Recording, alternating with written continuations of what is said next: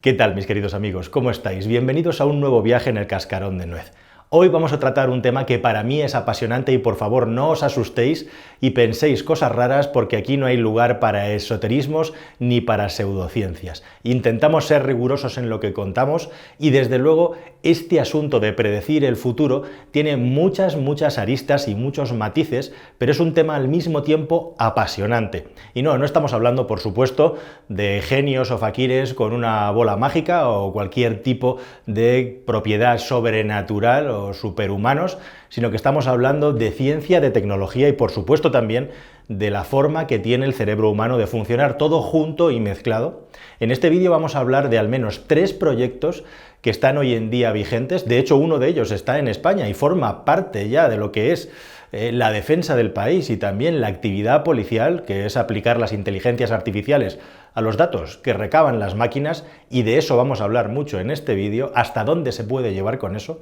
Y vamos a hablar también de un experimento súper interesante. Si os parece, empezamos por ahí, por un experimento súper interesante en el que un equipo de científicos militares de los Estados Unidos hace 10 años se planteó si había personas que tenían capacidades especiales para poder predecir el futuro. Y ojo, de nuevo, no estamos hablando de esas series de televisión americanas típicas en las que la policía recurre a un médium o a alguien que tiene capacidades paranormales para encontrar un cadáver o algo de eso, sino simplemente se trata, y se trataba en este experimento militar, como digo, del máximo rigor, de encontrar si hay personas que tienen una capacidad especial para analizar situaciones y acertar correctamente con el diagnóstico de lo que va a pasar. Y eso es justamente lo que voy a empezar contándote en este vídeo. Quédate conmigo y por supuesto suscríbete siempre al cascarón, que intentamos sorprenderte en cada vídeo nuevo en este canal que estás regentando de Juan Francisco Calero. ¡Vamos allá!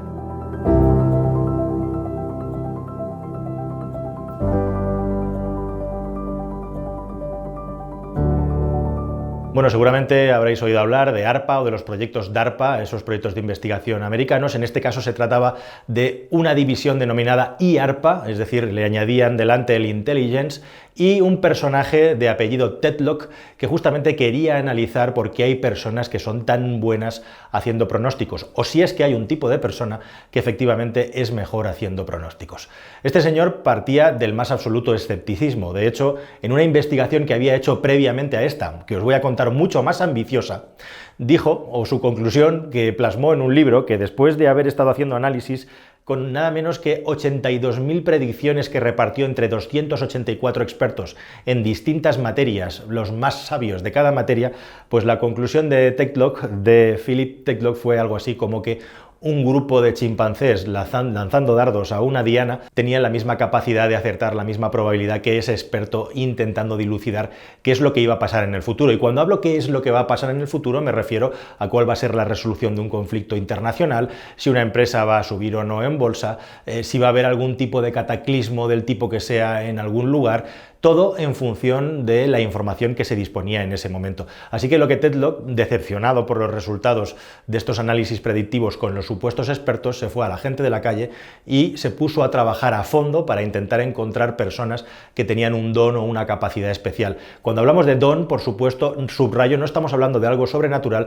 sino una serie de capacidades psicológicas y cognitivas que te voy a describir ahora con mucha precisión, que les hacen mucho mejor a la hora de poder predecir el futuro. Y eso lo podemos aplicar nosotros en nuestro día a día si aplicamos las conclusiones de este estudio. Bueno, pues la cosa fue muy en serio, como digo, estamos hablando del año 2011, duró varios años el experimento y nada menos que se llegaron a recibir por parte de los participantes en el experimento 1.000.000 de respuestas, 1.000.000 enterito con sus 6 ceros y el 1, a 500 preguntas, centenares de personas participando y 4 años de trabajo de campo para acabar sacando conclusiones. Y lo que Tetlock encontró es que había un 2% de personas a los que él llamó superpronosticadores, es decir, personas que sobresalían por tener una capacidad especial para poder pronosticar correctamente eventos del futuro, que fueron los que le interesaron, por supuesto, seguir trabajando con ellos. De hecho, el señor Tetlock fue muy listo porque lo que acabó creando alrededor de esto fue una empresa de consultoría en la que con los mejores de su experimento se dedicaban a asesorar a otras empresas, estamentos públicos, fundaciones, etcétera, etcétera, etcétera, en cómo tenían que hacer una toma de decisiones en función de la situación en la que que estaban. ¿Y qué es lo que encontró Techlock de especial de estas personas? Pues es súper interesante. Los rasgos más interesantes o más importantes de un super predictor es justamente una persona que tiene una capacidad analítica muy bestia, a prueba de bombas, que no se queda con la superficie de la información, pero sobre todo y por encima de todo, quizá la característica más importante que tienen estas personas es que tienen mucha curiosidad por seguir aprendiendo y por seguir conociendo, y tienen una capacidad tremenda para poner en duda sus propias creencias. Y ahí está la gran clave de cómo puede ser uno un buen predictor de tendencias. Simple y llanamente, estar constantemente poniendo en duda tu sistema de valores y tus conocimientos a medida que te va entrando información. Y esto está más que estudiado en psicología, se le llama sesgo de confirmación, que es ni más ni menos que esa tendencia que tenemos los humanos cuando recibimos una información de tomar de todos los datos que nos llegan solamente aquellos que concuerdan con nuestras creencias y valores previos, de tal manera que estamos obviando los otros que pueden ir en contradicción con lo que nosotros creemos, y hacer que nos equivoquemos precisamente porque nuestros valores y nuestras creencias acaban teniendo un peso muy grande en la predicción. Bueno, pues estos superpredictores, la principal característica que tienen es que se cuestionan concretamente sus creencias de una manera continuada en el tiempo y son capaces de cambiar de opinión según les va llegando información nueva. Es decir, que tienen una mente muy laxa y una mente que pues es como si a un perro le echas un juguete con cada nuevo hueso, con cada nuevo caso que se les presenta. Es como si pusieran su mente a cero y tuvieran la mente muy laxa y, como digo, todo lo que saben lo ponen en cuestión en función de los datos y las informaciones que les van entrando. Esa capacidad de abstraerse de sí mismos, que es la clave a la que se refiere Techlock en el estudio, es lo que les hace pues tener la capacidad de ser mucho mejores a la hora de predecir el futuro que personas que son supuestamente expertos en el tema. Y ojo, porque otra de las conclusiones, la segunda más interesante del estudio, es que estas personas no tienen por qué ser especialmente inteligentes o tener una cultura especialmente vasta o gigantesca. De hecho, se estaba comparando con los expertos y este 2% sacó mucho mejor resultado. ¿Y esto por qué es? Porque cuanto más información o más inteligente tiene una persona ante un dilema o ante una pregunta, ante un acertijo,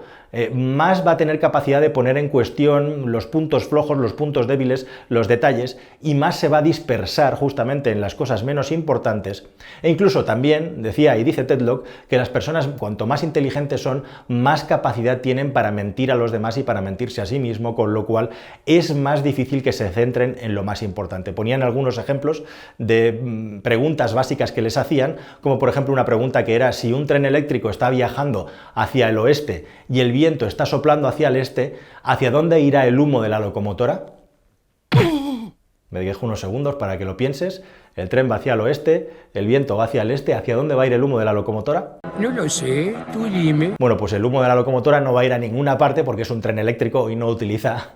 carbón ni ningún tipo de material que se pueda inflamar para generar la energía. Bueno, pues este ejemplo tonto es uno de los ejemplos de las muchas, docenas, cientos de preguntas, mucho más complicadas que acertijos que les hacía a estos sujetos que se presentaron voluntariamente al experimento para intentar conocer cómo funcionaban sus mentes y seleccionar a los que fueran más brillantes. Bueno, pues ya lo habéis visto, hay muchas personas que tienen una capacidad, una intuición especial para saber lo que va a pasar y que aciertan mucho. Por supuesto, también acertamos solamente, o decimos que acertamos en aquellas cosas que acertamos. Hay muchas cosas otras que predecimos y fallamos, o sea, también hay un sesgo psicológico ahí muy importante. Pero hay una serie de resortes en la mente, como veis, que facilitan que acertemos más en el tiempo si sigues estos principios que te acabo de contar. Pero cuando mezclamos esto con la tecnología, con la capacidad tecnológica, la cosa cambia grandemente. Y hay dos cuestiones, dos historias más que os quiero contar, que son súper interesantes y que incluso también producen un poquito de miedo.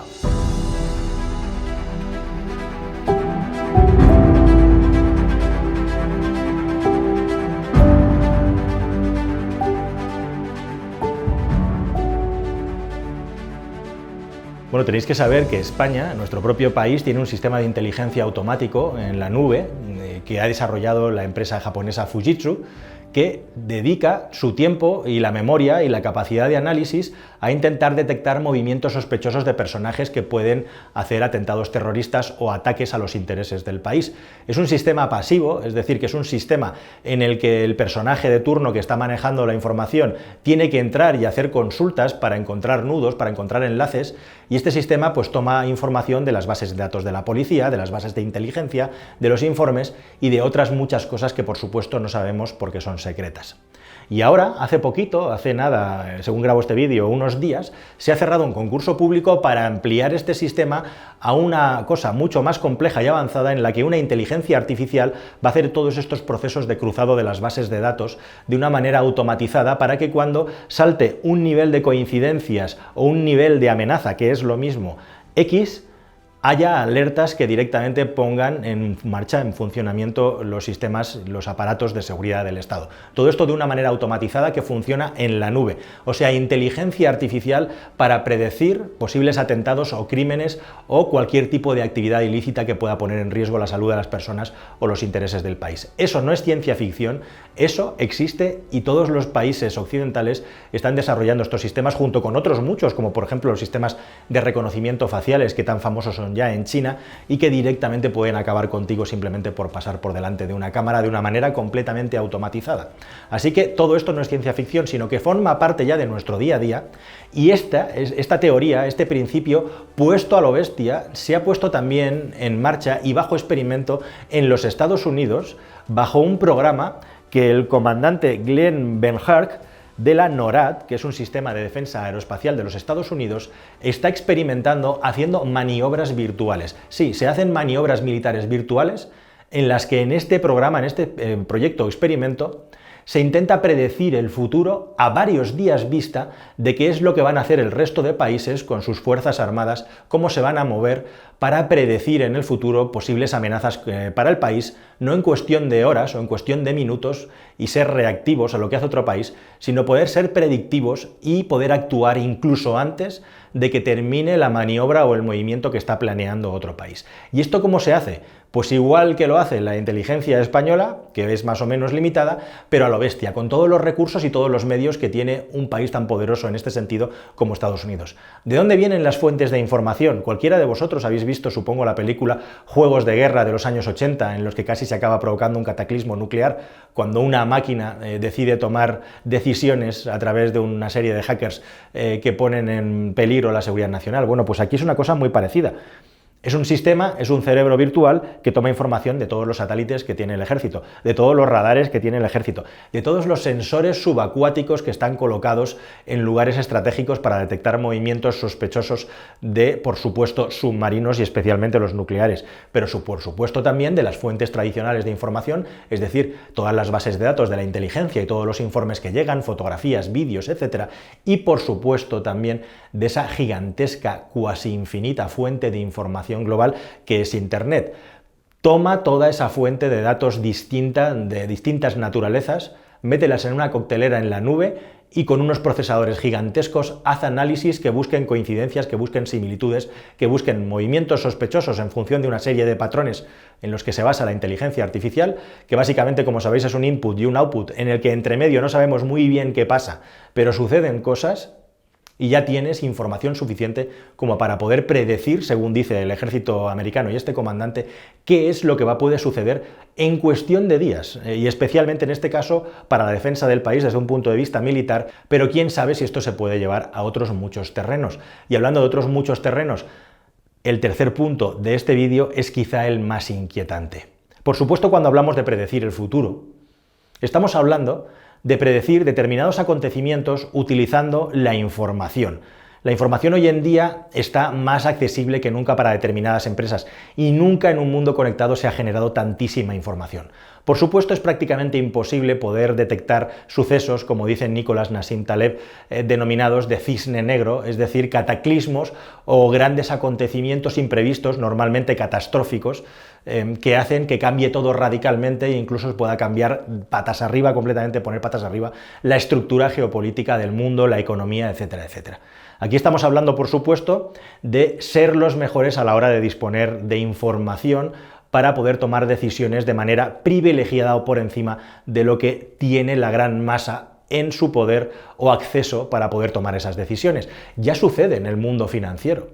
con mucha asiduidad y por supuesto también en el mundo de Internet, del comercio online y específicamente del mundo de las búsquedas y de los dispositivos que llevamos en nuestro bolsillo que nos monitorizan constantemente. En Estados Unidos no solamente es una cuestión en el mundo financiero de análisis, sino también de velocidad de conexión. Hay empresas que se dedican a hacer microoperaciones bancarias aprovechando determinadas oscilaciones que hay en la bolsa que están más que estudiadas, en las que se enriquecen porque actúan antes que los demás. Pero este tercer punto, este tercer paso, como os digo, es todavía más inquietante si cabe, y no es ciencia ficción porque parte de un documento interno de Google X, es decir, el laboratorio de nuevas ideas y experimentos de Google, ahora simplemente denominado X. En el año 2018 este vídeo sale a la luz, es un ejercicio interno, se llama The Selfish Ledger, algo así como el libro egoísta o el dietario egoísta. Y es, como digo, muy inquietante porque aquí ya no estamos hablando de predecir lo que va a pasar, sino directamente, no hay mejor forma de predecir lo que va a pasar que manipular el comportamiento de las personas para que hagan lo que nosotros queremos. Aquí ya no estamos prediciendo el futuro, sino que estamos jugando a construirlo.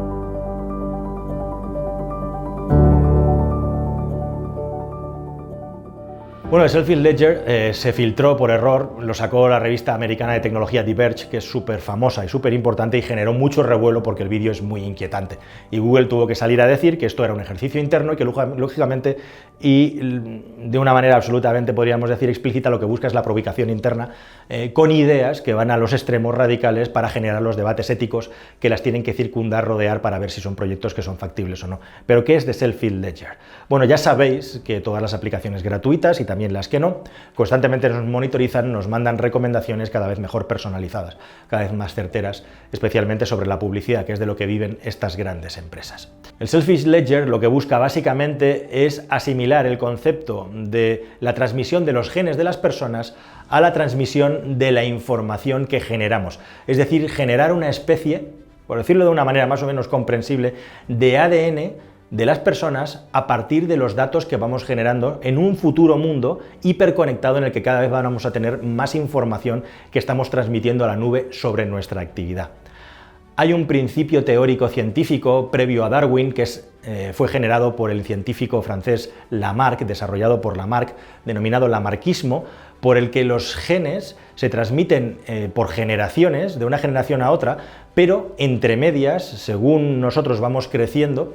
vamos modificando nuestros genes y ese gen que nosotros hemos recibido, más las modificaciones que generamos con nuestra propia experiencia, es lo que transmitimos al siguiente ser que creamos, es decir, a nuestros descendientes. Bueno, pues el Selfish Ledger lo que busca es ir más allá en la toma de datos para tener tal capacidad de información sobre nosotros que no solamente van a ser capaces de monitorizarnos y condicionar nuestro comportamiento, lo que hacemos, cómo nos movemos, sino que esto quieren y querían que se transmita por generaciones y que toda esa información que le hemos dado al operador, en este caso Google, a lo largo y ancho de nuestra vida, le sirva para aprender de aquellas cosas que hicimos bien, de aquellas cosas que hicimos mal, de aquellos errores que cometimos, para hacer que toda esa experiencia que se ha generado a través de los datos que hemos ido creando a lo largo de nuestra vida sirvan para las futuras generaciones mejorar cuáles son las recomendaciones que le dan. Aquí la clave para dar buenas recomendaciones en la toma de datos es que cada vez haya más toma de datos. Cuanto más información, más precisas y exactas son las recomendaciones que nos dan nuestros dispositivos móviles y ya nos condicionan la vida en cierta medida. Porque ¿quién no utiliza Google Maps para ir a un lugar determinado porque se lo recomienda la aplicación? ¿Quién no compra una cosa en función de las respuestas que recibe en Google o se informa en función de las respuestas? Y lo siguiente ya es la proactividad, es decir, que se nos recomienden productos, comportamientos y cualquier tipo de actividad por nuestra parte antes de que nosotros la estemos demandando. Eso es intentar condicionar nuestro comportamiento. Eso ya está aquí. El siguiente nivel, o al menos de lo que habla este proyecto, es justamente de aumentarlo, de enriquecerlo todavía más y en cierta medida que la información se convierta en una especie de gen, la información que recibimos de los dispositivos móviles que tenemos ahora y los que vamos a tener, que sea tan natural y que esté tan integrado en nosotros mismos que condicione nuestro comportamiento potencialmente, ojo, que pueda condicionar nuestro comportamiento potencialmente. Como veis, hemos empezado hablando de personas que tienen no intuición, sino eso que llamamos intuición traducido a unas capacidades concretas definidas por experimentos psicológicos, a la capacidad tecnológica de hacer que nos comportemos de una manera determinada, no solamente como personas, sino como masa. Y ahí está realmente lo inquietante. Porque precisamente si se acaban encontrando patrones de comportamiento, si se acaban encontrando problemas y soluciones, en el futuro lo que podría ocurrir es que estas aplicaciones sean capaces de manipular nuestras emociones y nuestros comportamientos a lo largo y ancho de nuestra vida de una manera completamente naturalizada, como ya hemos visto en películas distópicas en las que estos asistentes personales que tenemos hoy en día y que parecen tan inocentes se vuelven cada vez más inteligentes y acaban siendo inteligencias artificiales que conviven con nosotros y son como una extensión de nuestro cerebro. Aquí estamos hablando ya de introducir pues esa parte, digamos, entre épica, científica y distópica de la genética dentro de este concepto, e ir más allá de lo que un individuo es capaz de hacer por sí mismo, condicionándolo con todos los datos que va dispersando como una aurea invisible que vamos soltando por allá donde nos vamos moviendo. Así que, queridos amigos, todo esto que os he contado hoy no es ciencia ficción, son proyectos que ya existen o están encima de la mesa. Por supuesto, nadie puede predecir los números de la lotería, pero grandes movimientos, grandes cuestiones o incluso grandes amenazas, gracias a los distintos rastros visuales de inteligencia humana y de inteligencia artificial mezclados y metidos bajo parámetros en una inteligencia superior, son capaces de darnos resultados en muchos casos muy precisos sobre lo que va a ocurrir. Este es el presente y este es el futuro, y os dejo nada más una reflexión que me gustaría abordar en un vídeo futuro, cuando tenga el tema suficientemente preparado y que sigo con muchísima pasión, que es el asunto de los ordenadores cuánticos. Estamos a punto de entrar en una revolución que es la del cálculo cuántico, y yo me pregunto, cuando una empresa o un país tenga una capacidad de cálculo que hoy en día llevaría docenas de años, cientos o miles de años calcular, a un ordenador que lo va a hacer en cuestión de horas o de minutos, esa capacidad de cálculo increíble, ¿qué puertas abre? ¿Qué cosas nuevas puede haber a nivel de condicionar el comportamiento de las personas o de obtener información privilegiada, y que haya como una élite que sea capaz de disponer de unos niveles de información a nivel predictivo que los demás ni siquiera soñamos, al margen de capacidades de cálculo para generar cualquier clase de artefacto, investigación aeroespacial, etcétera, etcétera, etcétera? Un tema apasionante, el de la computación cuántica, que espero poder tratar en un futuro vídeo aquí en el Cascarón de Nuez. Espero que este vídeo os haya parecido interesante, a la par que entretenido. Ese era el objetivo. Si lo hemos conseguido así, me alegro un montón. Muchísimas gracias por haber llegado hasta aquí. Suscribíos por favor al canal, que es la mejor manera que tenéis de apoyarlo, y nos vemos en un futuro vídeo que espero que sea más y mejor como siempre. Hasta luego, amigos, disfrutad de la vida. Adiós.